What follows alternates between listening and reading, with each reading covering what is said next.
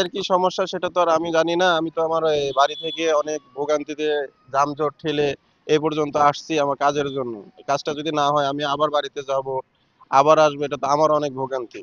তা আমি চাই তাদেরও উপকারিত হোক, আমাদেরও উপকারিত হোক, আমাদের কাজ যাতে আমরা পুনরায় করতে পারি সেই ব্যবস্থা যেন দ্রুত করে। এটা আমরা তো আগে জানতাম না যে মানে এখানকার হচ্ছে কাজগুলা অন্য জায়গায় স্থানান্তর করতেছে। আমরা অনেকেই আছি দেখেন, দাঁড়ায় আছি, মানে সকাল 9টা 10টা থেকে দাঁড়ায় আছি, কিন্তু তারা কর্মবিরতিতে যাওয়ার কারণে আমরা তো জানি না। আর বাংলা নির্বাচন কমিশনের যে দায়িত্বটা ছিল, তারা আগের আগের মতোই আগের মানে ওইভাবেই কাজগুলা করুক। এটা তো সমস্যা কি?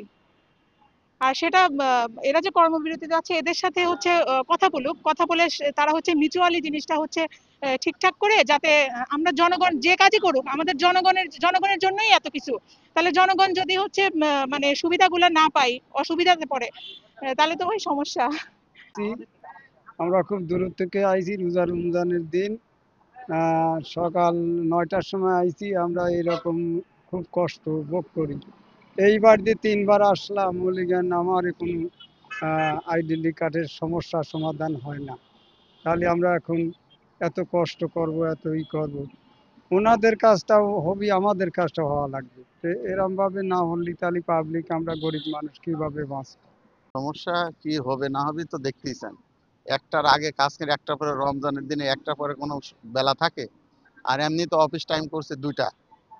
এত ভোগান্তি, এত লোকজন যা দেখতেছেন, ভোগান্তি কি বলবো, বলার তো কোনো অপশনে নেই, এটা দৃশ্যমান।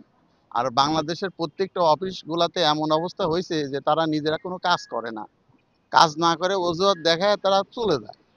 আপনি দেখেন প্রত্যেকটি সেক্টরে বাংলাদেশে যে 2829টা যে সেক্টর আছে, উপজেলা কন, জেলা কন, আপনার মন্ত্রণালয় কন, কেউ কাজের জন্য আসে না, নিজের জন্য আসে না, নিজের জন্য আসে, রাষ্ট্রের জন্য না।